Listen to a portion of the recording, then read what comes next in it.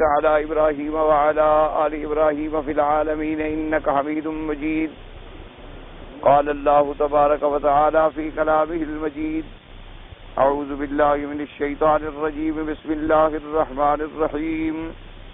والشمس وضحاها والقمر إذا تلاها والنهار إذا جلاها والليل إذا يغشاها والسماء وما بناها والأرض وما طحاها ونفس وما سواها فألهمها فجورها وتقواها قد أفلح من زكاها وقد خاب من دساها. قال المؤلف والمفسر رحمه الله تعالى: أدام النفع بعلومه وعلومكم في الدارين آمين. إلى أن قال: وقوله تبارك وتعالى: فألهمها فجورها وتقواها، أي فأرشدها إلى فجورها وتقواها، أي بين ذلك لها وهداها إلى ما قدر لها. قال ابن عباس رضي الله تعالى عنه: فألهمها فجورها وتقواها، بين لها الخير والشر. وكذا قال مجاهد وقتادة والضحاك والثوري. وقال سعيد بن جبير: ألهمها الخير والشر. وقال ابن زيد: جعل فيها فجورها وتقواها. اب مفسر رحمۃ اللہ علیہ قرآن مقدس کی ان آیات مبارکہ میں جو سورۃ الشمس کی آیات ہیں، فَأَلْهَمَهَا فُجُورَهَا وَتَقْوَاهَا، اس پر اپنے دلائل ذکر فرماتے ہیں کہ فَأَلْهَمَهَا کا معنی ہے کہ فَأَرْشَدَهَا إِلَى فُجُورِهَا وَتَقْوَاهَا، یا اس کا ترجمہ فرمائے اے بَيَّنَ ذَلِكَ لَهَا، کہ اللہ تبارک و تعالیٰ نے ہر انسان کو کھول دیا، بیان کر دیا، بتلا دیا کہ یہ راستہ جو ہے خیر کا ہے اور یہ راستہ جو ہے شر کا ہے۔ فجور کہتے ہیں گناہ کو، یعنی برا راستہ، اور تقویٰ کہتے ہیں بچنے کو، یعنی برائی کا راستہ اور اس سے بچنے کا راستہ، دونوں اللہ تبارک و تعالیٰ نے انسان کو بتلا دی۔ اس کے بارے میں مفسرین کرام رحمت اللہ علیہم اجمعین، سلف صالحین ارشاد فرماتے ہیں کہ اللہ نے جب انسان کو پیدا فرمایا ہے، یوں سمجھ لیں تو اس کے مادہ کے اندر، جبلت کے اندر، طبیعت کے اندر، اس کی سجیت کے اندر دونوں چیزیں رکھی۔ اس میں خیر کا مادہ بھی موجود ہے اور شر کا مادہ بھی موجود ہے، یعنی اللہ تبارک و تعالیٰ نے انسان کو سر سے پاؤں تک لے کر ایک تو یہ آزاد یہ ہیں، یہ جسد دیا ہے، اور ایک جسد انسان ہے، ایک نفس انسان ہے اور ایک روح انسان۔ ان تین کے مرکب کا نام جو ہے وہ انسان، یعنی ایک جسد ہے، ایک جسد کے اندر ایک نفس ہے، اس نفس کے اندر پھر ایک روح ہے، اس روح سے گویا نفس کی حیات ہے اور نفس سے پھر جسد کی حیات ہے۔ اس لیے قرآن مقدس میں کہیں لفظ آتا ہے انفس کا، اللہ یتوفی الانفس حین موتہا، کہ اللہ اس نفس کو قبض کرتے ہیں موت کے وقت میں۔ اور کہیں لفظ آتا ہے روح کا، جیسے کئی قرآن پاک کی آیات مبارکہ میں آتا ہے کہ ارواح مومن جو ہیں وہ علیین میں ہوں گے، اور ارواح کفار جو ہیں وہ سجین میں ہوں گے۔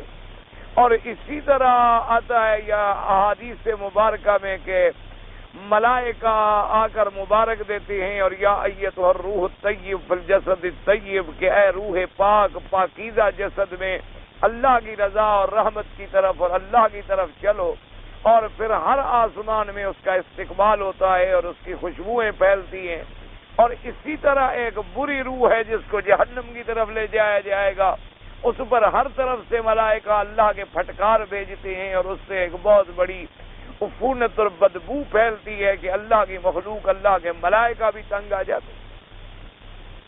تو بہرحال یہ تین چیزیں، اسی طرح سے پھر اللہ نے انسان کو دیے ہیں حواس خمس، جو مشہور ہیں 5 حواس. یعنی کیا معنی؟ سننا، سننے والے حواس، دیکھنے والے حواس، اور چکھنے والے حواس، اور عقل اور چھونے والے حواس. یہ اللہ نے حواس خمس عطا فرمائے. اسی طرح پھر اللہ نے ہر بندے کے اندر قوتیں رکھی ہیں. جیسے علم کی قوت ہے کہ یہ چیزیں علم حاصل کرتی ہیں، خوشبو ہے کہ بدبو ہے، سن کے علم حاصل کر رہا ہے کہ میں نے گالی سنی ہے یا قرآن سنا ہے. اور عقل پھر اس سب کو کنٹرول کر کے سوچ رہی ہے، تو اس کو کہتے ہیں قوت علمیہ. اسی طرح پھر اللہ نے بندے کو دی ہیں قوتیں جن کو کہا جاتا ہے قوت عملیہ، کہ انسان پھر ان کو سوچنے سمجھنے کے بعد پھر عمل کی زندگی میں آتا ہے، اس کام کو کر گزرتا ہے، اس کو کہتے ہیں قوت عملیہ. اور اسی طرح پھر ہر انسان میں اللہ نے رکھی ہیں قوت ملکیہ، جو فرشتوں کی صفات ہے. اور اسی طرح اس میں ہیں پھر قوت شہوانیہ، کہ شہوت ہے، لذت ہے، انسان کو عورت کی خواہش ہے، کھانے کی خواہش ہے، پینے کی خواہش ہے، اور چیزوں کی طرف اس کا میلان ہوتا ہے. یہ قوت شہوانیہ اور حیوانیہ کہلاتی. تو یہ ساری چیزیں اللہ نے ایک چھوٹے سے انسان کے اندر رکھی ہیں. اسی لیے حکم ہوتا ہے نا کہ انسان کو اگر دیکھو تو ایک پورا عالم ہے اور یہ ایک چھوٹا سا عالم ہے. یعنی پوری کائنات جو ہے گویا کہ وہ ایک عالم ہے بہت بڑا، اور انسان جو ہے گویا اس کا ایک خلاصہ ہے چھوٹا سا. کہ جیسے اللہ تبارک و تعالیٰ نے پورے عالم کے اندر اپنی آیات توحید کو پھیلایا ہے، اسی طرح ایک چھوٹے سے انسان کے اندر بھی اللہ نے اپنی آیات کو پھیلایا ہے. اسی لیے ہمیں حکم ملتا ہے وفی انفسکم افلا تبصرون، کہ کیا تم کم از کم اپنے وجود میں، اپنے نفس میں بھی غور کر کے اللہ کی قدرت وہ نہیں پہچان سکتے ہو کہ اتنے چھوٹے سے انسان میں اللہ نے کیسی کیسی قوتیں رکھ دی. ایک بات یہ سمجھ. دوسری بات یہ سمجھ لیں کہ انسان کو پیدا ہوتے ہی اللہ تبارک و تعالی خیر اور شر دونوں کی سمجھ عطا فرماتے، چاہے وہ انسان ہے، چاہے جانور ہے، چاہے کوئی چیز. آپ دیکھیں ایک مرغی کا چھوٹا بچہ ہے، جب وہ پیدا ہوتا ہے انڈے سے نکل آتا ہے، انڈے سے نکل آتا ہے، ابھی آہستہ آہستہ آہستہ آہستہ چل رہا ہے. اگر وہ بلی کو آتا ہوا دیکھے تو فوراً ماں کے پرو میں جا کے چھپ جاتا ہے. اس کو پتا ہے کہ میری دنیا میں جائے پناہ اور چھپنے کی جگہ یہی ماں ہے، یہی میری حفاظت کرے گی، اور کون کرے گا. وہ کسی بندے کی طرف نہیں بھاگتا، کسی دیوار کی طرف نہیں بھاگتا، سیدھا ماں کی طرف دوڑتا. ایک چھوٹی سی چیز ہے، بالکل انڈے سے نکلی، اور اسی دن اس کا تجربہ کر لیں آپ، تو اس کے اندر یہ چیز اللہ تبارک و تعالیٰ ودیت فرما دیتے. اسی طرح دیکھیں انسان ہے، الحمدللہ بچہ ہے، پیدا ہوتا ہے، اللہ تبارک و تعالیٰ نے اس کے اندر ودیت کر دیا ہے کہ تمہاری ماں کے سینے میں ہم نے تمہاری غذا رکھی ہوئی ہے، یہاں تمہارے لیے دودھ کی ایک نہر ہے، اور تم یہ وہی منہ مارے گا. کسی گائے کے بچڑے کو دیکھ لو، چھوٹا سا بچہ جو پہلے دن پیدا، وہ بھی اسی تھنوں والی جگہ پر آ کر منہ مارتا ہے، آخر تھن کو پکڑ لیتا ہے اور چوستا ہے. تو یہ ساری چیزیں اللہ انسان میں پہلے دن سے رکھتے. اسی طرح آپ دیکھیں کہ آدمی جو ہے جانتا ہے کہ یہ آگ ہے، یہ جلا دے گی، یہ بہت بڑی گہری کھائی ہے پانی کی، اس میں ڈوب جاؤں گا اگر گرا تو، اور یہ درمیان میں جو راستہ پڑا ہوا ہے یہ ٹھیک ہے، اس سے میں نکل جاؤں گا. اور پھر غور کر کے دیکھتا ہے کہ یہ جو لکڑی اوپر ڈالی ہوئی ہے کہیں کمزور تو نہیں، ٹوٹ تو نہیں جائے گی، میرا بوجھ برداشت کرے گی، میں گزر جاؤں گا کہ نہیں گزر جاؤں. اگر کانٹے پڑے ہوئے ہوں تو بڑے آرام سے پاؤں رکھتا ہے کہ میرا پاؤں کانٹے پہ نہ پڑے، اور میں کسی طرح یہ مشکل راستہ بھی گھاٹی بھی عبور کر جاؤں. تو یہ ساری قوتیں اللہ نے انسان کو دے دی ہیں. اور اسی طرح انسان کو اللہ نے پھر ایک اختیار بھی دیا ہے. وہ جب ہم احادیث سے مبارک پڑھتے ہیں نا کہ جی اللہ کی تقدیر کا لکھا نہیں ٹل سکتا، تو بالکل ٹھیک ہے، اس میں تو کوئی شک نہیں ہے کہ اللہ کی تقدیر کو کون ٹال سکتا ہے. اور اللہ تبارک و تعالیٰ تو چونکہ جانتے تھے کہ بندے نے پیدا ہونے کے بعد کیا کیا کرنا ہے، وہ سارا لکھ دیا. اس کا مطلب یہ نہیں کہ اللہ کسی کو جبر کر کے برائی کرواتے ہیں یا جبر کر کے اچھائی کرواتے ہیں. اگر جبر کر کے نماز پڑھوائیں تو ثواب کیا ہوا؟ تو ثواب کا مسئلہ ہی ختم ہو گیا. ایک آدمی کو آپ ڈنڈا لے کے کھڑے ہو جائیں گے، کلمہ پڑھتے ہو تو پڑھو ابھی گولی مار دو، تو یہ کون سا ایمان ہوا؟ اسی طرح ایک آدمی پر آپ گولی لے کے کھڑے ہو جائیں، اس کو کہ نماز پڑھو، وضو ہو نہ ہو وہ پڑھ دے گا۔ گولی سے تو بڑے بڑے جگر والے نماز پڑھ لیتے ہیں۔ اسی طرح تو اللہ تبارک و تعالیٰ کے ہاں نہ تو بالکل جبر ہے، نہ اکراہ ہے، اور نہ بندے کو ایسے محمل چھوڑ دیا گیا ہے کہ اس کو کوئی پوچھنے والا اور کوئی چیک کرنے والا اور کوئی کنٹرول کرنے والی طاقت بھی نہ ہو۔ نہ، اس کو اللہ نے ایک نوع من الاختیار دیا ہے، لیکن اس کا اختیار جب اللہ کے اختیار کے سامنے آئے تو بندے کا اختیار ختم ہو جاتا ہے، پھر اس کا غالب آ جاتا ہے۔ تو اس لیے ہمیشہ یاد رکھیں، یہ جاہلانہ ایک دماغ میں فتنہ ہوتا ہے کہ جی اللہ نے لکھا ہے تو آپ نے حج پڑھ لیا، اور میرے لیے بھی تو اللہ نے لکھا تھا کہ میں نے چوری کر لی، اور جی تقدیر کا لکھا ہے، تقدیر نے ہمیں چور بنا دیا اور آپ کو شریف بنا دیا۔ نہیں، اللہ تبارک و تعالی نے دونوں کو اختیار دیا۔ اب دیکھیں، اللہ نے آپ کو آنکھ دی ہے دیکھنے کے لیے، اس کے ساتھ پلکیں لگا دی ہیں بند کرنے کے لیے، تو آپ کو کھولنے کا بھی اختیار دیا ہے اور بند کرنے کا بھی اختیار دیا۔ اگر یہ آپ کو اختیار نہ ہو تو پھر تو سزا اور جزا کا فلسفہ ہی غلط ہو جائے۔ اس لیے اب آپ نے نظر اٹھائی اور سامنے ایک اجنبی خوبصورت عورت نظر آئی، دل کی تمنا ہے کہ دیکھوں، لیکن آپ اللہ سے ڈر گئے، اللہ تبارک و تعالیٰ نے آپ کے لیے اجر لکھ دیا کہ آپ نے فوراً اپنی آنکھوں کو جھکا دیا۔ تو اگر جھکانے کا اختیار نہ ہو تو خدا حکم کیسے دیتا ہے کہ جب تم کسی غیر محرم عورت کو دیکھو تو غضوا ابصارکم، اپنی نظروں کو نیچے کر لو؟ تو نظروں کو نیچے کرنے کی ہمیں طاقت اللہ نے دی ہے۔ اسی طریقے سے روزہ رکھنے کے لیے اللہ نے ہمیں روزہ رکھنے کی قوت دی ہے کہ ہم اکیلے بیٹھے ہوئے ہیں، کمرہ موجود ہے، فریج میں ٹھنڈا پانی لگا ہوا ہے، دروازوں کو لاک کیا ہوا ہے، کوئی دیکھنے والا بھی نہیں، اٹھ کے ہم پانی پی سکتے ہیں، لیکن نہیں پیتے۔ اسی پر تو ثواب ملتا ہے کہ ہمیں اٹھ کے چلنے کی طاقت بھی موجود ہے، پانی کا گلاس اٹھا کے پینے کی طاقت بھی موجود ہے، لیکن ہم نہیں پی رہے۔ اسی لیے علماء نے فرمایا کہ انبیاء بھی معصوم ہوتے ہیں اور اللہ کے ملائکہ بھی معصوم ہوتے ہیں۔ معصوم مانا گناہوں سے پاک، اللہ کے فرشتے بھی گناہوں سے پاک ہوتے ہیں، اور انبیاء علیہم السلام، اللہ کے رسول بھی گناہوں سے پاک ہوتے ہیں۔ یعنی عصمت ملائکہ میں بھی ہے اور عصمت انبیاء میں بھی ہے، لیکن انبیاء کی عصمت کا شان جو ہے وہ بہت زیادہ ہے ملائکہ کی عصمت سے، کیونکہ ملائکہ کی عصمت جو ہے وہ اضطراری ہے اور انبیاء کی عصمت جو ہے وہ اختیاری ہے۔ کیا معنی؟ اللہ کے فرشتے معصوم ہیں لیکن ان کے سوا حل ہی کوئی نہیں، ان کو کھانے کی اللہ نے قوت ہی نہیں دی، ان کے اندر اللہ نے کھانے کا جذبہ ہی نہیں رکھا، ان کے اندر بھوک اور پیاس کا مادہ ہی نہیں رکھا، ان کے اندر عورت کی طرف میلان اور شہوت کا مادہ ہی نہیں رکھا۔ تو پاک تو ہیں، لیکن پاک نہ ہو تو کیا کرے؟ ان کے اندر تو مادہ ہے ہی نہیں، لہذا معصوم تو ہیں، لیکن ان کی اس عصمت جو ہے گویا وہ اضطراری ہے۔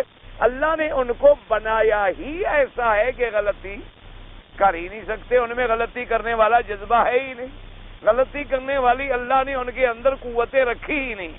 لیکن انبیاء اور اللہ کے رسول جو ہے ان کو اللہ نے قوتیں دونوں دی ہیں، لیکن پھر وہ گناہ نہیں کرتے، قوتیں موجود ہیں لیکن پھر بھی گناہ نہیں کرتے۔ تو ان کی عصمت کا زیادہ شان ہے کہ طاقت تو ہے، قوت تو ہے، وہ سارے ملکات اور سارے قوات جسم کے اندر موجود ہیں، بلکہ انبیاء کی قوت جو ہے وہ تو عام انسانوں سے 100 آدمی کے برابر قوت اللہ عطا فرماتے ہیں اپنے نبی کو۔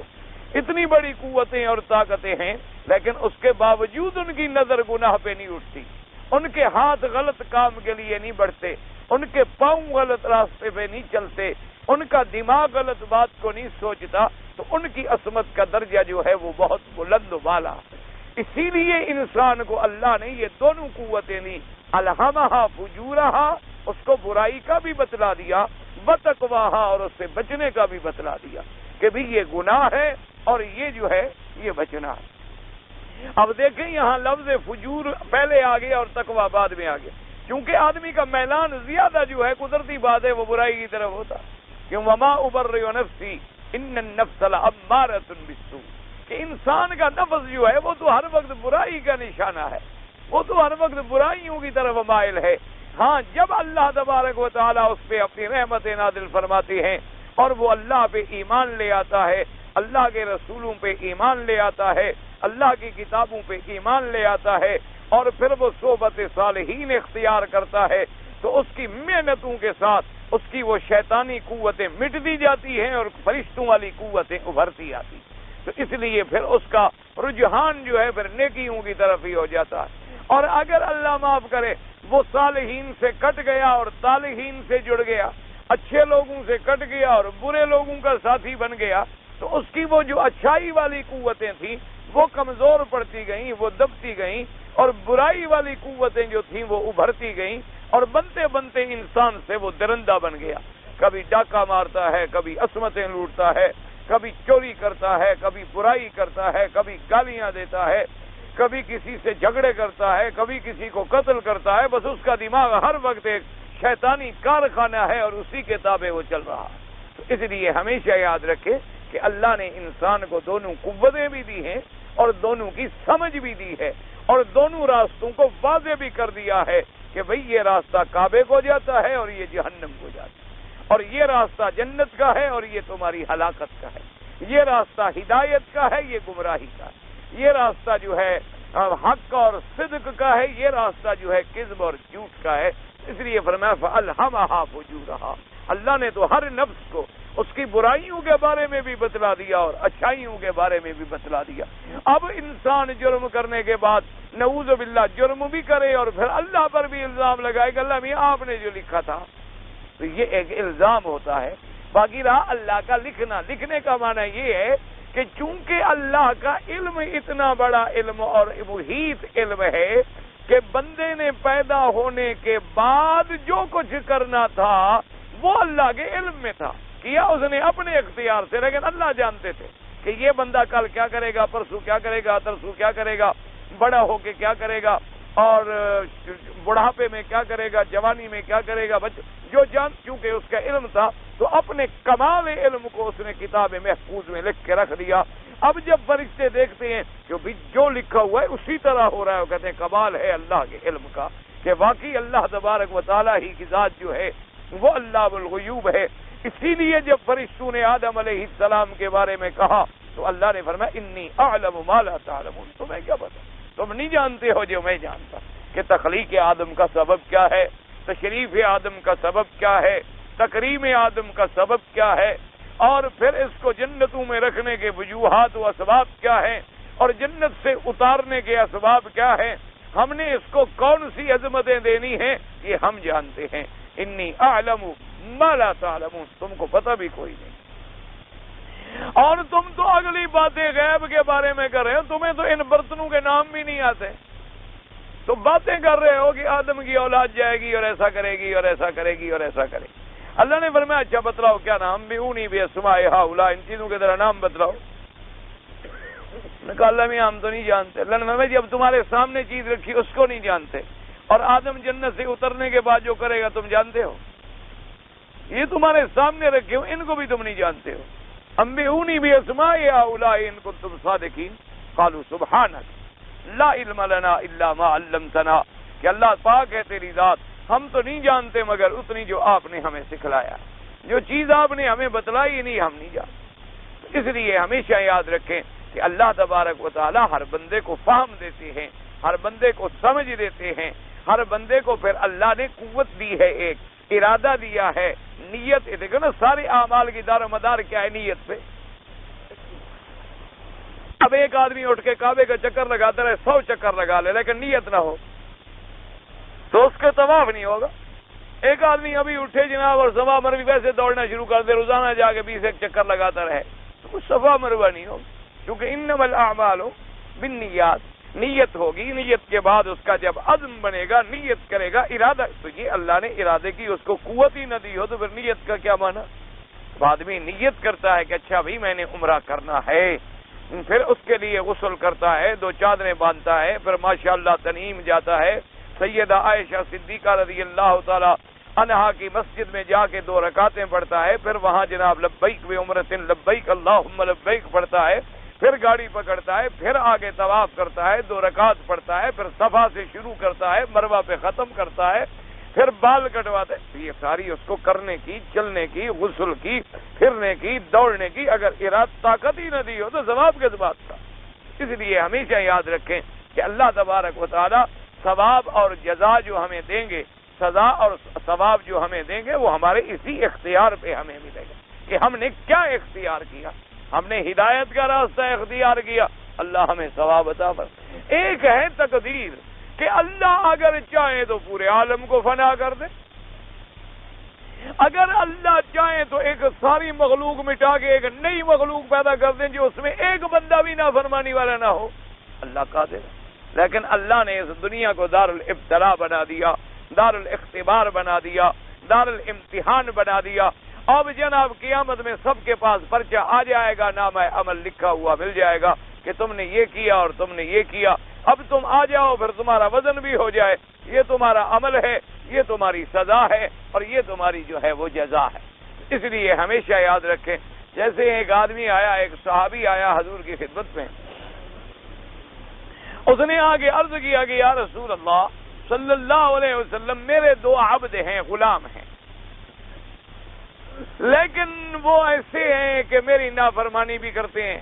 میں کوئی حکم دیتا ہوں وہ کچھ کرتے ہیں، اور پھر جب میں کوئی چیز ان کو دیتا ہوں تو اس میں خیانت بھی کرتے ہیں اور کام بھی صحیح نہیں کرتے. حضور مجھے بھی غصہ آتا ہے، میں بھی ان کو پھر گالیاں دیتا ہوں، کبھی کبھی غصہ آ جائے تو تھپڑ وپڑ بھی مار دیتا ہوں. تو اب ہمارا بھی قیامت میں حساب جزا ہوگا آپس میں، نوکر کا اور مالک کا. حضور نے فرمایا بالکل ہو.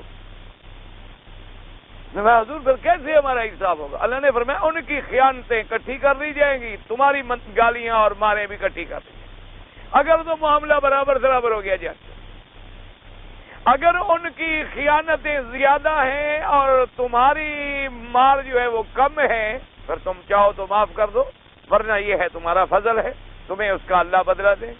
اور اگر ان کا نقصان تھوڑا ہے اور تیری گالیاں زیادہ ہیں، پھر اللہ تم سے بدلہ دلوائے گا.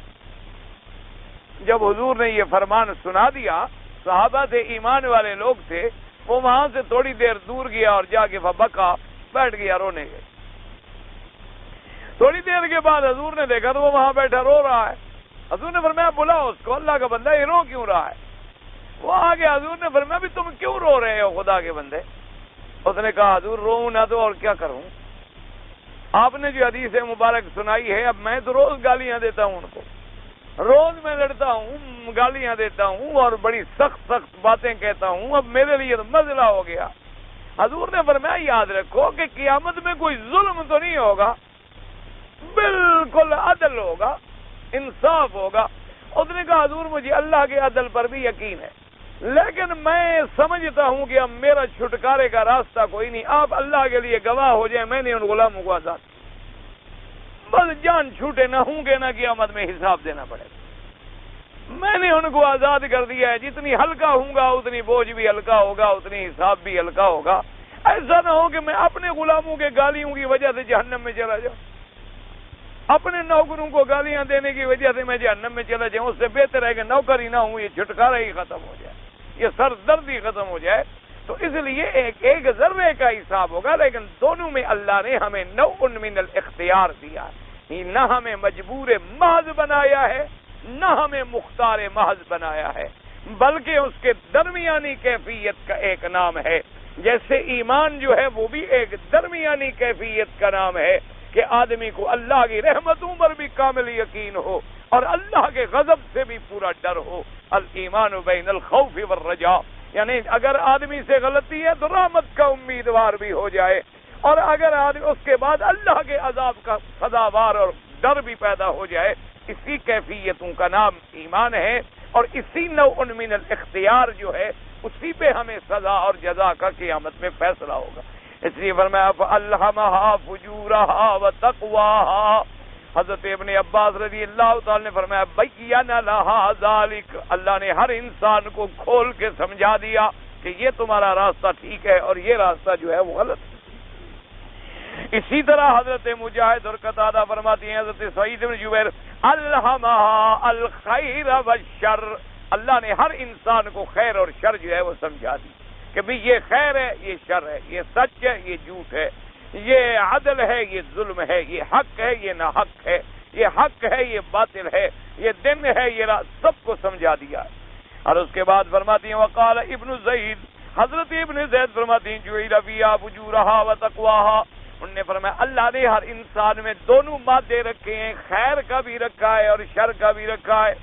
وقال ابن جریر حدثنا ابن بشار قال حدثنا صفوان بن عيسى وابو عاصم النبيل قال حدثنا أزرة بن ثابت قال حدثني يحيى بن أكيد بن يحيى بن يعمر بن الأسود الديلي قال لي عمران بن حسين أرأيت ما يعمل الناس فيه ويتكادون فيه أي شيء قضي عليهم ومضى عليهم من قدر قد سبق أو فيما تستقبلون مما أتاهم به نبي صلى الله عليه وسلم وقدت عليهم الحجة قلت بلا شيء قضى عليهم قال فليكون ذلك ظلما قال ففزعت منه فزعا شديدا قال قلت له ليس شيء إلا وملكه وملك يده لا يسأل ما يفعلون يسألون قال صدقك الله إنما سألتك لأخبر عقلك إن رجلا من مزينة وجهينا أتى رسول الله صلى الله عليه وسلم قال يا رسول الله صلى الله عليه وسلم أرأيت ما يعمل الناس فيه ويتكادون شيئا قضى عليهم ومضى عليهم من قدر كالسابق من شيء ما يستقبل ما أتاهم به نبيهم صلى الله عليه وسلم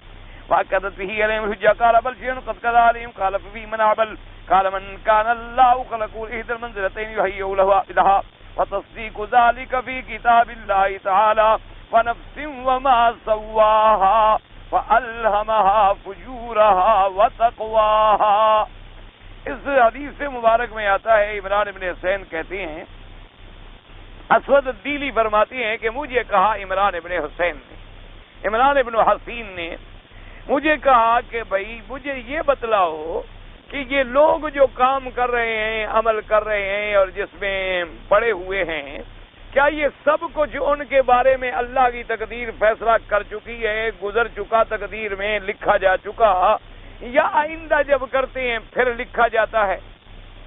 جب ان کے پاس پیغمبر آئے، پیغمبر علیہ السلام نے آ کے ان کو بتلایا، پھر اگر انہوں نے کیا تو لکھا گیا اور نہ کیا تو نہ لکھا گیا، کیا تو پھر حجت اللہ کی تمام ہو گئی۔ تو فرماتی ہے میں نے کہا کہ بل شیء قضا علیہم بھی نہیں، اللہ کی تقدیر میں تو سب کچھ پہلے لکھا ہوا ہے۔ تو اس نے کہا اچھا اگر پہلے لکھا ہوا ہے تو فہل یکون ذالک ظلما، تو کیا پھر یہ ظلم کہلائے گا کہ پہلے تو اللہ نے لکھ دیا پھر اسی پر سزا بھی دیتے ہیں؟ تو اللہ تو ظلم سے پاک ہے، اللہ تبارک و تعالیٰ تو ظلم سے منزہ ہے۔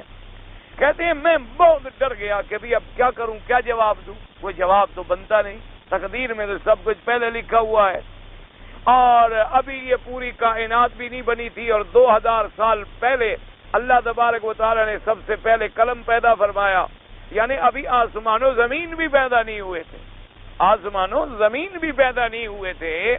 اس وقت اللہ تبارک و تعالیٰ نے اول ما خلق اللہ القلم، سب سے پہلے اللہ نے تقدیر کا قلم بنایا اور اس کو حکم دیا کہ اکتب، لکھو، ما کان وما یکون وما ہوا کائن الی یوم القیامہ۔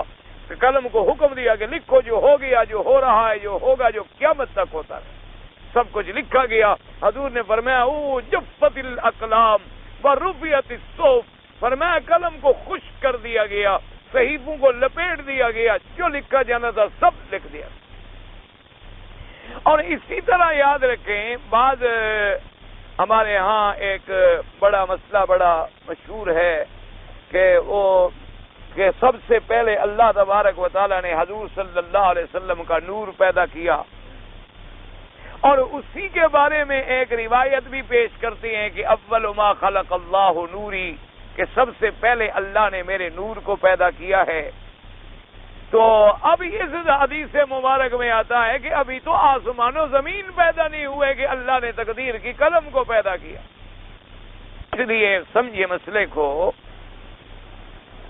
کہ پہلی بات تو یہ سمجھ لیں کہ اول ما خلق اللہ نوری کی جو حدیث مبارک ہے وہ حدیث صحیح نہیں، ضعیف حدیث ہے، اور ضعیف حدیث جو ہے یہ قاعدہ ہے کہ عقیدے کے معاملے میں کبھی حجت نہیں بنتی۔ ہمیشہ ایک بات یاد رکھیں کہ عقیدے کا مسئلہ اگر کہیں آئے گا تو اللہ کا قرآن، اور اللہ کے قرآن کے بعد وہ حدیث مبارک عقیدے میں پیش ہوگی جو متواتر ہو، مشہور ہو، اور قطعی الثبوت ہو اور قطعی الدلالت ہو، وہ حدیث عقیدے میں پیش ہو۔ عقیدے میں تو علماء اور محدثین درجہ حسن کی حدیث بھی نہیں لیتے کہ جائے کہ درجہ ضعیف کی حدیث لے لیں. ضعیف حدیث جو ہوتی ہے وہ فضائل اعمال میں تو محدثین گوارا کر لیتے ہیں. یعنی مثلا کعبہ شریف کی فضیلت آئی، حرم شریف کی فضیلت آئی، درود شریف کی فضیلت آئی، رمضان شریف کی فضیلت آئی، لیلۃ القدر کی فضیلت آئی، کوئی حدیث ضعیف بھی آ گئی تو محدثین قبول کر لیتے ہیں کہ بھئی ایک چیز کی فضیلت کا ہی بیان ہے، یا زیادہ سے زیادہ بھی ترغیب ہے یا ترغیب ہے. لیکن ایک ہے عقیدہ. عقیدے کا مسئلہ ہمیشہ یاد رکھیں، وہ عقیدہ اتنا ٹھوس چیز ہے کہ اس کا ثبوت بغیر اللہ کے قرآن کے اور فرمان محمد مصطفیٰ اور حدیث مبارک بھی وہ ہو جو حدیث متواتر اور معروف مشہور ہو، اور حدیث ایسی ہو قطعی ثبوت ہو اور قطعی دلالت ہو. یعنی ایسے لفظ بھی نہ ہوں گے جس سے دو معنی نکل سکتے ہوں، نہ بالکل ٹھیک ٹھیک وہی معنی ہو. اس لیے ایک تو پہلی بات یہ سمجھ لیں کہ یہ حدیث مبارک جو ہے درجہ حیثیت کو نہیں پہنچی. نہ اس کو امام بخاری رحمۃ اللہ علیہ نے نقل فرمایا، نہ امام مسلم رحمۃ اللہ علیہ نے نقل فرمایا، نہ اس کے رجال الشیخین ہیں، نہ سیاہ ستہ کے 6 کتابوں میں اس کو درج کیا گیا. ایک بات تو یہ یاد. دوسری بات یہ یاد رکھیں کہ تمام انبیاء علیہم السلام جو ہیں، تمام کے تمام حضرت آدم سے لے کر میرے پاک نبی محمد مصطفیٰ، تمام کے تمام انبیاء بشر ہیں اور آدم علیہ السلام کی اولاد ہیں، جن سے بشر ہیں، ان کے والدین ہیں، ماں باپ ہیں، وہ کھاتے ہیں پیتے ہیں، ان کی شادیاں ہوتی ہیں، ان پہ بیماری آتی ہے، ان پہ موت آتی ہے. ایک بات یاد رکھیں، یہ مسئلہ میرا نہیں، قرآن کا مسئلہ ہے. اللہ تبارک و تعالی فرمایا وما جعلنا لبشر من قبلک وما جعلنا لبشر من قبلک الخلد. فرمایا آپ سے پہلے میرا بدنی جتنے بشر نبی گزرے ہیں، ہم نے کسی کے لیے یہ تو نہیں لکھا کہ وہ ہمیشہ زندہ رہیں گے.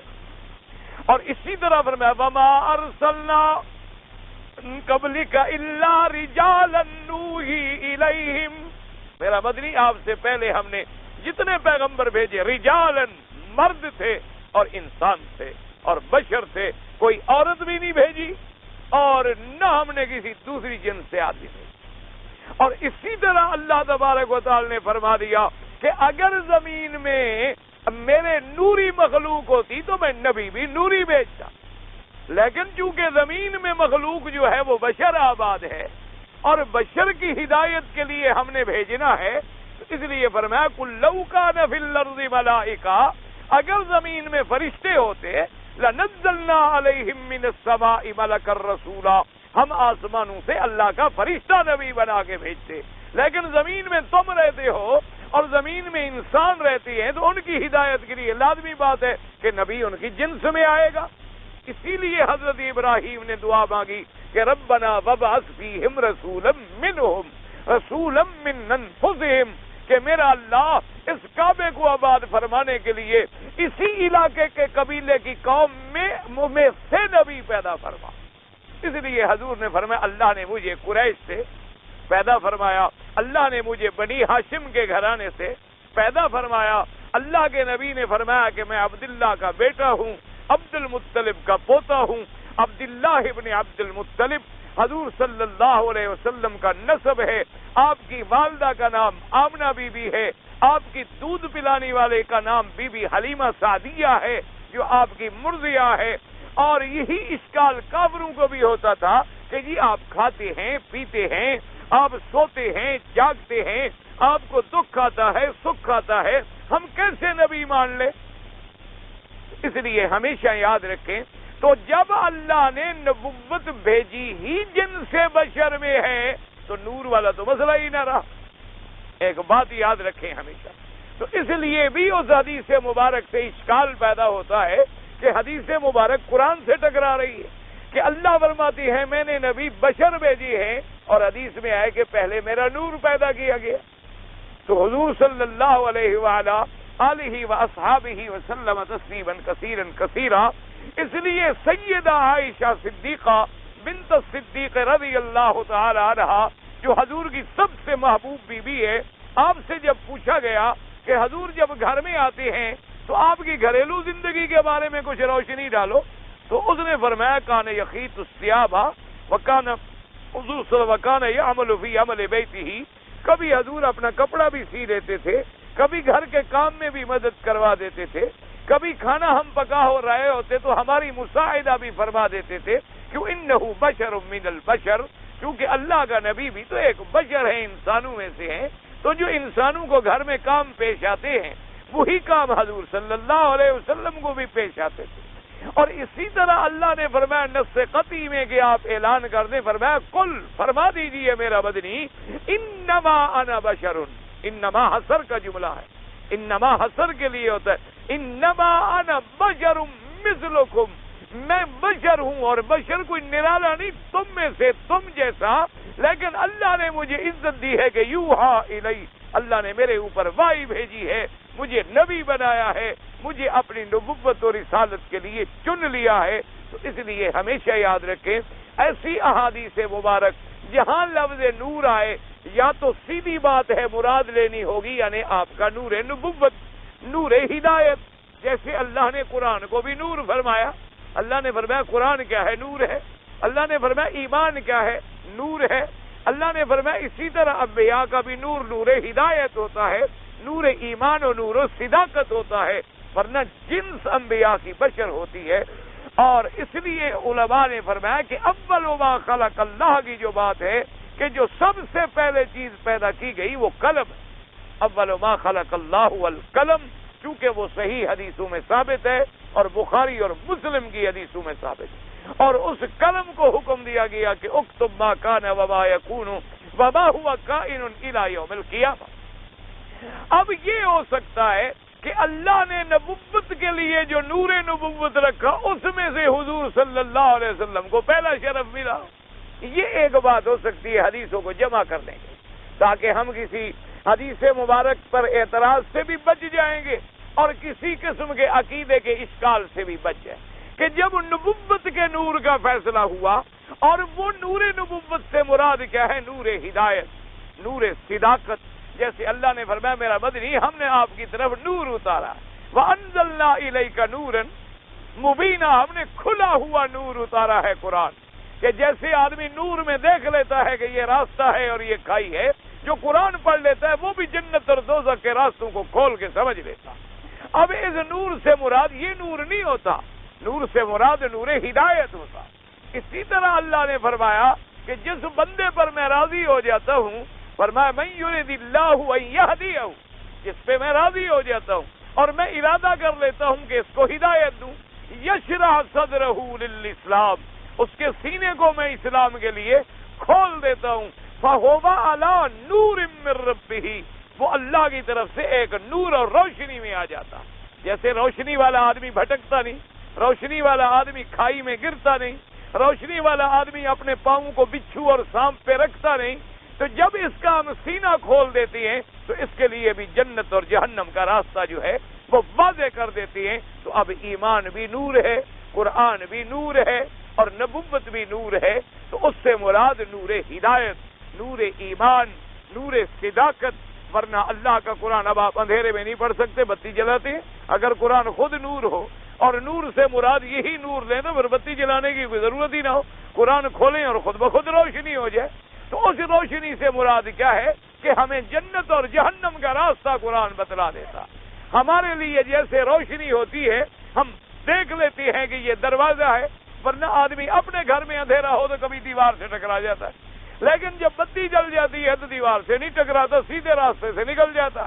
تو جب قرآن پڑھ لیتا ہے تو گویا نور ایمان اسے مل جاتا ہے، اور اس نور ایمان کا فائدہ کیا ہوتا ہے کہ جہنم کے راستے کو چھوڑ دیتا ہے اور جنت والے راستے کو اختیار کر لیتا۔ اس لیے ہمیشہ یاد رکھیں، اپنے عقیدوں کو صحیح رکھیں۔ اللہ تبارک و تعالی آپ کو، مجھے اور ہر مسلمان کو صحیح عقیدہ نصیب فرمائے۔ یہ بیچارے بعض لوگ محبت میں آ جاتے ہیں اور ایسی باتیں کہہ بیٹھتے ہیں جو قرآن و حدیث کے بھی خلاف ہوتی، ایسی باتیں کہہ بیٹھتے بھی انبیاء کو بشر کہو گے تو کافر ہو جاؤ گے، نعوذ باللہ۔ یعنی انبیاء کو بشر نہ کہنے سے تو کافر آدمی ہو جاتا ہے، کیونکہ قرآن ان کو بشر کہے اور تم نہ کہو تو گویا قرآن کا انکار ہو گیا۔ حضور پاک فرمائیں کہ میں بشر ہوں، انما انا بشر، فرمایا انسا کما تنسون، میں بھی بھول جاتا ہوں جیسے تم بھول جاتے ہو، فرمایا اغضب کما تغضبون، میں بھی غصے میں آ جاتا ہوں جیسے تم غصے میں آ جاتے ہو۔ اسی طرح حضور نے فرمایا انما انا بشر، میں بشر ہوں، میرے پاس جب کوئی مقدمہ پیش ہوتا ہے تو کبھی کوئی آدمی ہوتا جھوٹا ہے لیکن زبان بڑی تیز ہے، بولنے میں بڑا ماہر ہے، وہ دھوکہ دے کے اگر مجھ سے فیصلہ کروا لے تو قیامت میں اس کو سزا بھگتنی ہو۔ پر میں کیوں، میں تو بشر ہوں، ہو سکتا ہے میں اس کی بات کو سچا جان لوں، میں اس کی بات کو سچا مان لوں۔ اور اسی طرح حضور کے زمانے میں واقعہ بھی ہوا، ایک آدمی نے چوری کی، آٹا چرایا، ایک بوری چوری کر لی، ایک بوری آٹا تھا اس زمانے میں، اس نے چوری کر لی اور طریقہ یہ اختیار کیا کہ اس کو تھوڑا سا ایک ہلکا سا سوئی کے ساتھ ناکا کر کے ایک سوراخ کر دیا کہ تھوڑا تھوڑا آٹا گرتا ہے، اور ان گھر والوں کے جو مخالف تھے وہاں تک آٹے کا نشان لگا کے پھر اٹھا کے بھاگ گیا۔ اور صبح جب وہ لوگ اٹھے جناب، وہ سیدھے آگے اس کو پکڑ لیا جس کے گھر تک آٹے کا نشان گیا تھا۔ انہوں نے کہا تم ہمارے چور ہو۔ انہوں نے کہا کیوں؟ اس نے کہا ہمارے گھر سے آٹا چوری ہوا، یہ دیکھو آٹا گرتا گرتا گرتا سیدھا تمہارے گھر آ گیا۔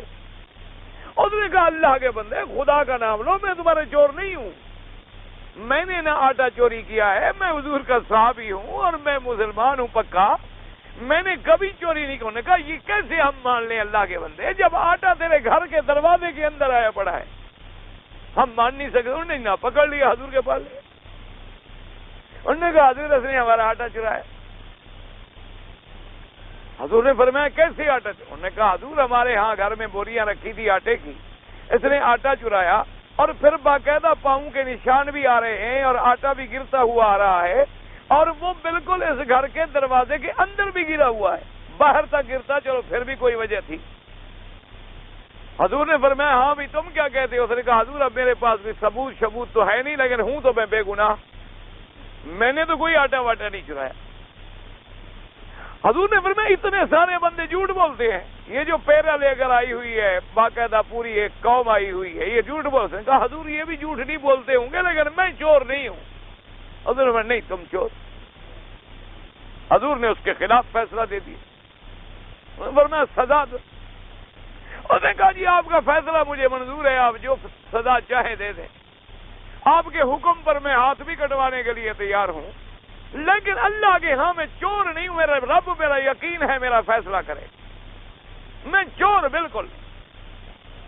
اب حضور نے فرمایا کہ نہیں، سوال ہی پیدا نہیں ہوتا، اتنی سارے لوگ جھوٹ بولتے،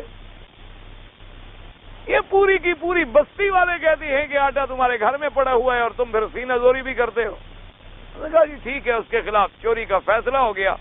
اللہ تبارک و تعالیٰ نے مہربانی فرمائی، اس کا رونا اللہ کی دربار میں منظور ہو گیا۔ وہ جس نے آٹا چرایا تھا صحیح معنی میں، اس نے اپنے کسی بچے کو، کسی ساتھی کو، کسی دوست کو راز بتا دیا کہ دیکھو میں نے کیسے چالاکی کی کہ آٹا بھی چرا لیا اور اپنے مخالف کو بھی چوری میں پھنسا دیا، حضور ہاتھ بھی اسی کا کاٹیں گے۔ اس نے دوڑا اور حضور کے آگے بتا دیا، اس نے کہا حضور آٹا تو اس نے چرایا ہے۔ اس نے کہا حضور آٹا چرانے والا تو وہ ہمارا رشتہ دار ہے، اس نے آٹا چرایا ہے، اور وہ کہتا ہے میں نے ایک تیر میں دو شکار کر دیے، ایک تو مخالفین کا آٹا چرایا، دوسرے مخالف کا ہاتھ کٹوا رہا ہوں۔ حضور صلی اللہ علیہ وسلم فرمایا جلدی کرو جلدی کرو، اس بیچارے کو روکو کہیں سزا نہ ہو جائے، اور حکم دیا پکڑو اس کو۔ جب پکڑا بھی کیا ہے، اسے کہا جی آٹا تو میں نے چرایا۔ اب پہلا فیصلہ حضور صلی اللہ علیہ وسلم، چونکہ اتنے آدمی جو گواہی دے رہے ہیں تو حضور نے تو ان کی شرافت اور صداقت کو دیکھنا ہے۔ اچھا وہ بیچارے بھی سارے کوئی جھوٹ نہیں بول رہے، وہ بھی تو ایک ظاہری علامت کی بنا پر کہہ رہے ہیں کہ ہمارے آٹے کا نشان وہاں پہنچا ہوا، حالانکہ وہ بیچارہ بے گناہ تھا اور وہ گناہوں سے پاک تھا۔ اس لیے ہمیشہ یاد کریں، حضور نے فرمایا کہ خبردار میں بھی بشر ہوں، انما انا بشر انسا کما تنسون، میں بھی بھول جاتا ہوں جیسے تم بھول جاتے ہو، مجھے بھی کبھی غصہ آ جاتا ہے جیسے تمہیں غصہ آ جاتا ہے۔ اس لیے میرے آقا نے ایک دفعہ دعا مانگی، حضور نے عرض کیا کہ میرا اللہ میں بشر ہوں، انسان ہوں، میں نے غصے میں آ کر اگر کسی کو بد دعا کی ہو اس کے حق میں دعا بنا دے۔ فرمایا اگر میں نے غصے میں آ کر کسی پہ لعنت بھی بھیج دی ہو تو اللہ میاں بخش دے، بلکہ آپ رحمت بنا دے کہ اگر میں بھی تیرا ایک انسان ہوں، مجھے بھی تو غصہ آ سکتا، میں بھی تو غصے میں آ کر کبھی سخت بات کہہ سکتا ہوں۔ اس لیے حضور صلی اللہ علیہ وآلہ آلہ واصحابہ وسلم تسلیما کثیرا کثیرا، اس لیے ہمیشہ سمجھا کریں۔ تو اس نے کہا کہ جناب جب تقدیر میں لکھا گیا تو پھر ہم کیوں پکڑے جائیں؟ کہتا ہے میں گھبرا گیا، ففزعت فزعا شدیدا۔ ایسے حضرت سیدنا علی رضی اللہ تعالی عنہ کے پاس ایک آدمی آ گیا، اس نے کہا کہ حضرت علی، ہر چیز کا اختیار اللہ کو ہے کہ نہیں ہے؟ حضرت علی نے فرمایا بالکل ہے۔ اس نے کہا کہ اگر اللہ پاک مجھے ہدایت کا راستہ بتلا دیں یہ تو مہربانی ہے، لیکن اگر مجھے گمراہی کے راستے میں ڈال دیں تو یہ بھی مہربانی ہے۔ کر مجھے گمراہ دیا اور میں کہوں کہ مہربانی کی کہ مجھے گمراہ کر دیا ہے، تو اس فیصلے کے بارے میں کیا کہوں؟ حضرت علی نے رضی اللہ عنہ کتنی پیاری بات کی۔ حضرت علی رضی اللہ تعالی عنہ نے فرمایا کہ سنو، اگر فیصلے کرنے والے نے تیرے حق میں اور تیرے ملک میں، تیرے معاملے میں، تیری چیز میں مداخلت کی ہے تو وہ تو ہے ظلم۔ اگر اس نے اپنے ملک میں، اپنی چیز میں، اپنی مملوک میں کوئی کام کیا ہے تو تم کون ہو پوچھنے والے؟ حضرت علی کے فرمان پہ قربان جائیں، کتنی سی بات میں مسئلہ حل کر دی۔ انہوں نے فرمایا دیکھو یہ رومال ہے تمہارا، اگر ایک آدمی نے غلط فیصلہ کر کے ان کو دے دیا پھر تو ظلم ہے، اور اگر یہ رومال ہی میرا ہے میں جس کو دے دوں۔ اگر اللہ نے کسی کو مثال کے طور پہ گمراہ کیا ہے تو وہ ملک کس کا ہے؟ اللہ کا ہے۔ وہ بندہ کس کا ہے؟ اللہ کا ہے۔ مخلوق کس کا ہے؟ اللہ کا ہے۔ مخلوق کس کی ہے؟ اللہ کا۔ جب ملک اس کا اپنے ملک میں وہ جو چاہے کرے، تم کون ہو پوچھنے والے؟ یا تو تمہارا ملک ہو تم اعتراض کرو، جب تمہارا ملک ہی نہیں، تمہاری کوئی چیز ہی نہیں، تو اپنے ملک میں وہ جو چاہیں تو تصرف فرمائیں، ان کی مرضی ہے، ان سے کون پوچھنے والا ہے؟ لا یسأل عما یفعل وهم یسألون۔ اسی کا نام تو خدا ہے کہ وہ سب سے پوچھے، اس سے کوئی نہ پوچھے، ورنہ پھر خدا اور بندے میں فرق کیا رہے؟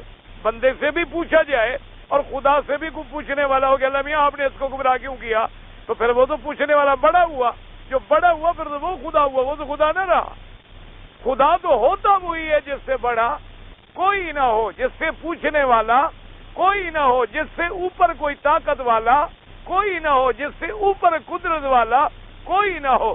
اس لیے اس نے کہا کہ آپ گھبرائیں نہیں۔ حضور پاک سے بھی یہی سوال پوچھا گیا تھا کہ حضور جو کچھ ہو رہا ہے تقدیر میں لکھا ہوا ہے کہ نہیں؟ آپ نے میں لکھا ہوا ہے۔ تو نے کہا جی ففیما نعمل، جب سب کچھ لکھا ہوا ہے تو ہم عمل کیوں کریں؟ ہم نماز کیوں پڑھیں، روزہ کیوں رکھیں، حج کیوں کریں؟ لکھا ہوا تو ہے۔ آپ نے فرمایا بندے سمجھو جو لکھا ہوا ہے اسی کے مطابق تو اللہ توفیق دے رہے ہیں۔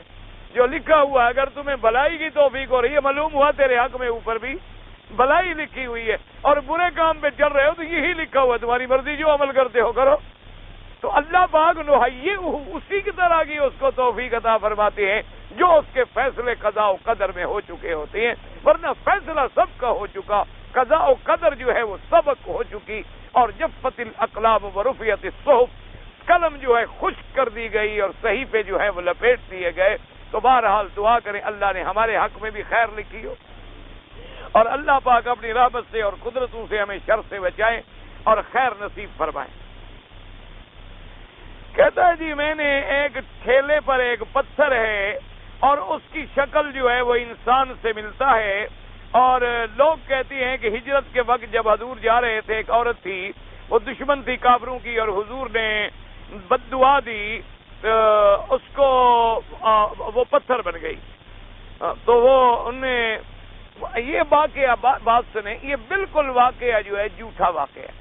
اصولاً بات یہ ہے کہ ہجرت کی رات جب حضور نے ہجرت کی تو حضور کے گھر پر پہرا دینا، حضور کے بستر پر حضرت علی رضی اللہ تعالی عنہ کا سونا، حضور کا باہر کافروں کے منہ میں مٹی پھینکنا، سیدنا ابو بکر کا ساتھ جانا، پھر حضور کو کندھے پہ اٹھانا، پھر غار تک پہنچانا، غار کو صاف کرنا، غار کے اندر 3 راتیں حضور کا رہنا، غار کے باہر مکڑی کا جالا بننا، یہ سارا قصہ موجود ہے، صرف یہی عورت والا تمہیں ملا ہے 1400 سال بعد۔ اگر یہ بھی کوئی واقعہ ہوتا تو وہ بھی ذکر ہو جاتا، اس کے چھپانے میں کون سی بات تھی؟ اللہ پاک نے اگر اپنے نبی کی حفاظت کے لیے مکڑی کا جالا بنوا دیا، کبوتر نے انڈے دے دیے، کافر اوپر کھڑے ہوئے دیکھنے نہیں دیتے، تو یہ ساری باتیں جب قرآن اور حدیث نے کھول کے بیان کر دی ہیں تو ایک عورت کی شکل ہے اور پتھر ہے اور فلان ہے، یہ ضعیف الاعتقاد لوگوں کے ڈھکوسلے ہوتے ہیں کہ کوئی نہ کوئی چیز نکل آئی اور کہا یہ اس کی شکل ہے، اور کہیں بتلایا حضرت علی کا پاؤں ہے، کہیں بتایا اللہ کے نبی کا پاؤں ہے، کہیں بتایا یہاں ایک ولی کا پاؤں ہے۔ جو خدا کا کعبہ ہے جس میں شبہ کوئی نہیں، اس کا احترام تو ہم آج تک کر نہیں سکے، اور ایسی چھوٹی چھوٹی باتیں ہم ڈھونڈتے پھریں جی ایسے پتھر یوں کھڑا ہے، ایسے تم پہاڑوں میں پھرو، کوئی پتھر اونٹ کی شکل میں کھڑا ہے، کوئی گدھے کی شکل میں کھڑا ہے، کوئی بندے کی شکل میں کھڑا ہے، کوئی کسی کی شکل میں کھڑا ہے، تو یہ تو کوئی بات نہیں ہوتی، یہ تو ایسے واہ میں ہوتی ہیں۔ جیسے ایک دن اگلے دن میرا ایک آدمی آ گیا ماشاءاللہ، آ کے سوال پوچھا، اب کیا کرے آدمی؟ پھر کہتے ہیں جی مولوی وکی ناراض ہو جاتا، کہتے ہیں جی جن کی کیا شکل ہے؟ بھائی جب قرآن کہتا ہے کہ جن کو تم دیکھ ہی نہیں سکتے، انہو یراکم ہوا وقبیلہ من حیث لا ترونہم، کہ وہ تمہیں دیکھ سکتے ہیں تم ان کو نہیں دیکھ سکتے۔ جب نہیں دیکھ سکتے تو آدمی شکل مولوی وکی کیسے بتلا دے؟ اگر نہیں حضرت بتلائیں جن کی شکل کہتی ہے، میں نے کہا بالکل آپ جیسی ہے۔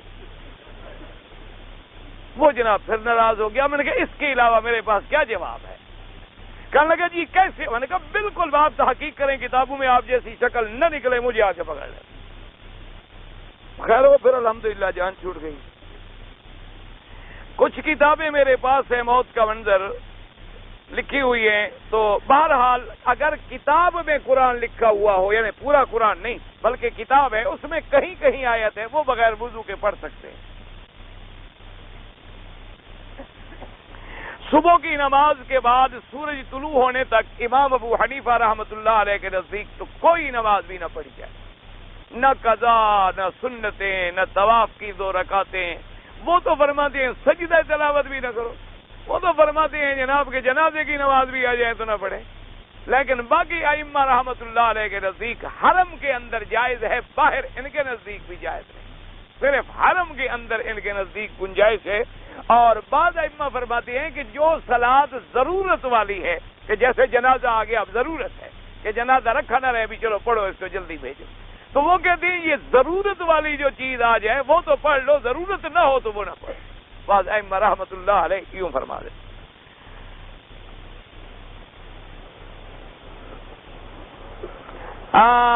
اگر جناب قصاص والا ہے، قصاص جو ہے وارث معاف کر دے معاف ہو جاتا ہے۔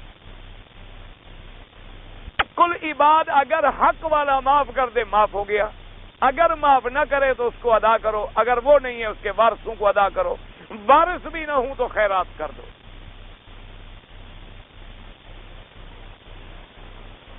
رجم والوں کا، رجم کا جو ہے اس سے معافی کی کیا صورت ہے؟ رجم والی معافی نہیں، اگر ثابت ہو گئے گواہ تو معافی نہیں ہے، وہ قصاص ہے قتل میں، رجم میں نہیں ہے۔ قصاص جو ہے وہ قتل میں ہے، وہ رجم میں نہیں ہے۔ یہ نہیں ہے کہ کوئی آدمی کہ اچھا جی میں نے ان دونوں کو زنا معاف کیا تو معاف ہو جائے، وہ نہیں معاف ہوتا۔ جس چیز میں اللہ نے معافی کی گنجائش دی ہے اسی میں معافی ہوتی ہے، جس چیز میں معافی کی گنجائش ہی نہیں رکھی گئی اس میں معافی نہیں ہوتی۔ میں نے لائف انشورنس میں پیسے جمع کرائے، رقم بڑھ گئی تو رقم کرائے، بہرحال جو رقم آپ کو زیادہ ملی ہے وہ سود ہے، خالص حرام ہے، لیکن آپ اس کمپنی سے لے لیں اور اس رقم تاکہ اگر آپ نہیں لیں گے تو وہ تو پھر سود میں لگا دیں گے نا، تو گویا آپ نے اور برائی کی مدد کی۔ ان سے تو آپ لے لیں اور بغیر ثواب کی نیت کیے ہوئے کسی غریبوں کو، مسکینوں کو دے دیں، کوئی راستہ بنا دیں، کچھ کر دیں، ثواب کی نیت نہ کریں، کیونکہ ثواب تب ملے گا جب آدمی حلال خیرات کرے، حلال پر ثواب ملتا ہے، حرام پر ثواب نہیں ملتا۔ اسی لیے علماء نے کہا جیسے مسجدیں ہوتی ہیں، مدارس ہوتی ہیں، لیٹرین ہیں، حمام ہیں، ایسی گندی بندے کام ہیں ان میں لگا دیں لیکن ثواب کی نیت نہ کریں۔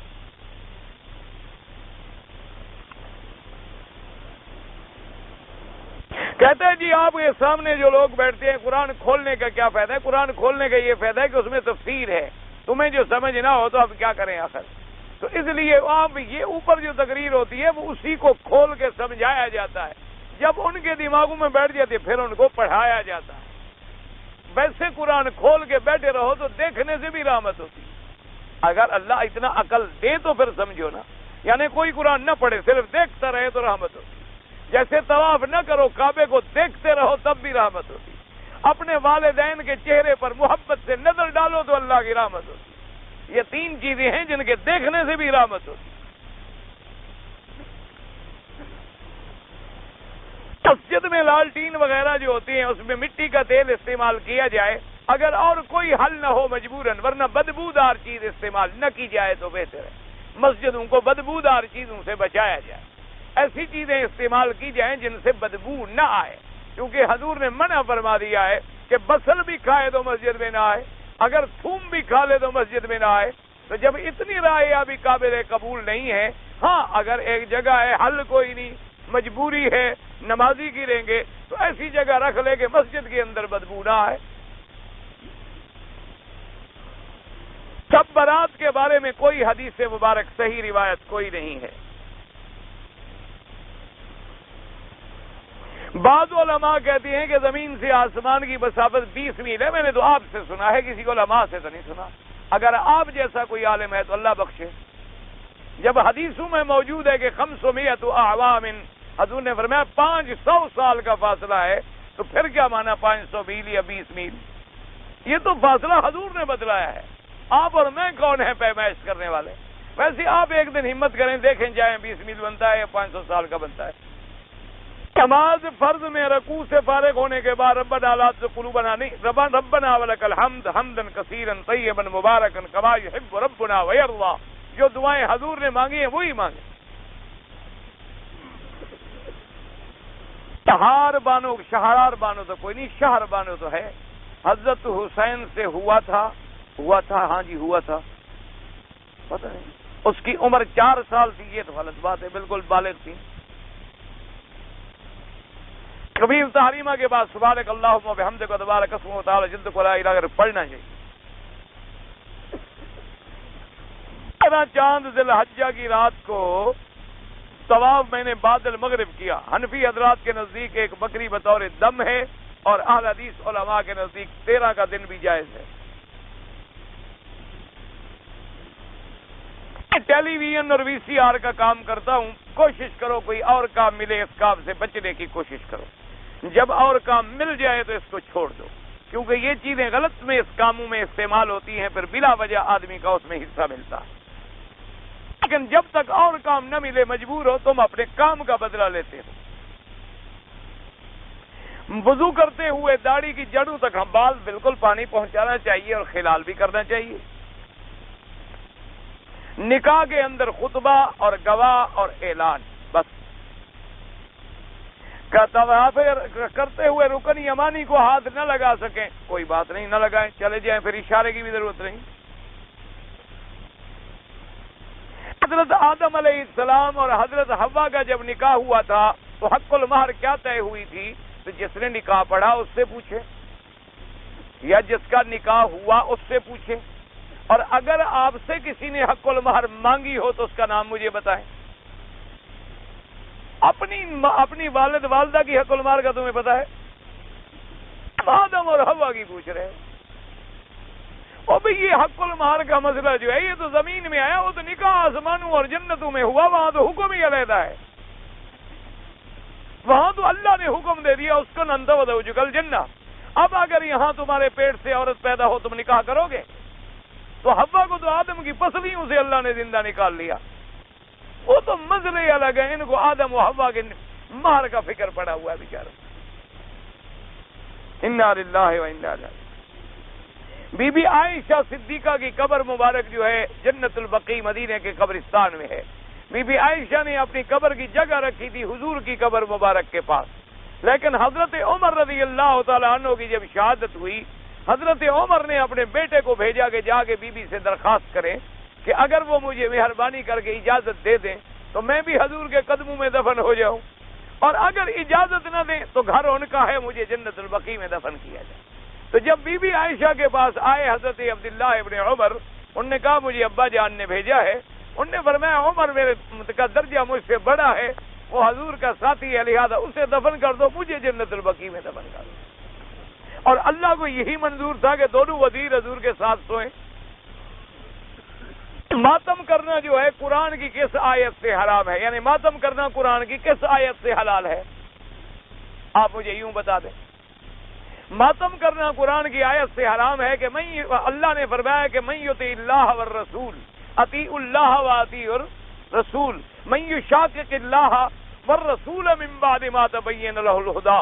اللہ نے فرمایا ما آتاکم الرسول فخذوہ، جو میرا نبی دے پکڑو اور جس سے روکے رک جاؤ۔ اللہ کے نبی نے فرمایا کہ جو ماتم کرتے ہیں، کپڑے پھاڑتے ہیں، سیاہ کپڑے پہنتے ہیں، من ضرب الاخدود وشق الجیوب ولبس السود فلیس منا، جو چہروں پہ تھپڑ مارے، کپیر پھاڑ ڈالے، چہرے پہ مٹیاں ڈالے، فرمایا اس کا محمد بدری کی جماعت سے کوئی تعلق نہیں۔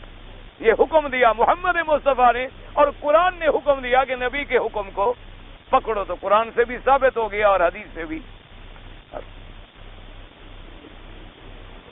یہ نور و شر والا ابھی مسئلہ میں نے بتا دیا ہے۔ اللہم صلی علی سیدنا محمد وعلی آل سیدنا محمد کما صلیت علی ابراہیم وعلی آل ابراہیم فی العالمین انک حمید مجید۔ یا الہ العالمین، تمام عالم اسلام کو ہدایت عطا فرما۔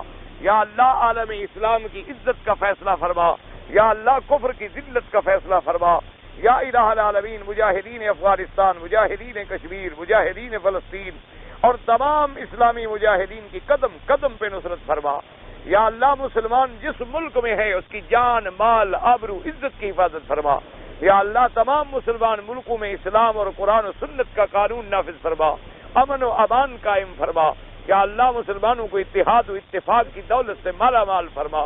یا اللہ بیماروں کو شفا عطا فرما، بے حیاؤں کو حیا عطا فرما، بے دینوں کو دین عطا فرما، بے اولادوں کو اولاد عطا فرما، جن کی اولادیں ان کو صالح بنا، قرض داروں کے قرض عطا فرما، جن کا رزق تنگ ہے ان کے رزق میں برکتیں عطا فرما۔ یا اللہ ہماری سب پریشانیاں اپنی رحمت سے دور فرما، سب حاجات اپنی رحمت سے پوری فرما۔ یا اللہ جن دوستوں نے دعاؤں کے لیے کہا ہے سب کی حاجتیں پوری فرما، سب کی آرزویں پوری فرما، سب کی تمنائیں پوری فرما۔ یا اللہ ہمیں تو مانگنا بھی نہیں آتا، بغیر مانگے اپنی رحمتیں عطا فرما۔ یا اللہ تمام مسلمانوں کا خاتمہ ایمان پہ فرما اور سب کو جنت الفردوس نصیب فرما۔ یا اللہ عذاب قبر سے بچا، یا اللہ عذاب حشر سے بچا، یا اللہ عذاب قبر، عذاب حشر، عذاب جہنم سے بچا۔ یا الہ العالمین حضور پاک کی محبت نصیب فرما، صحابہ اہل بیت اولیاء کرام کی محبت نصیب فرما۔ یا اللہ گستاخی اور بے ادبی سے محفوظ فرما۔ ربنا آتنا فی الدنیا حسنۃ وفی الآخرۃ حسنۃ وقنا عذاب النار۔ اللہم الطف بنا فی تیسیر کل عسیر فإن تیسیر کل عسیر علیک یسیر۔ اللہم یسر امورنا، اللہم اقض حاجاتنا۔ یا اللہ حرمین الشریفین کو قیامت تک ہر فتنہ سے محفوظ فرما۔ یا اللہ ہر مسلمان کو حرمین کا ادب نصیب فرما۔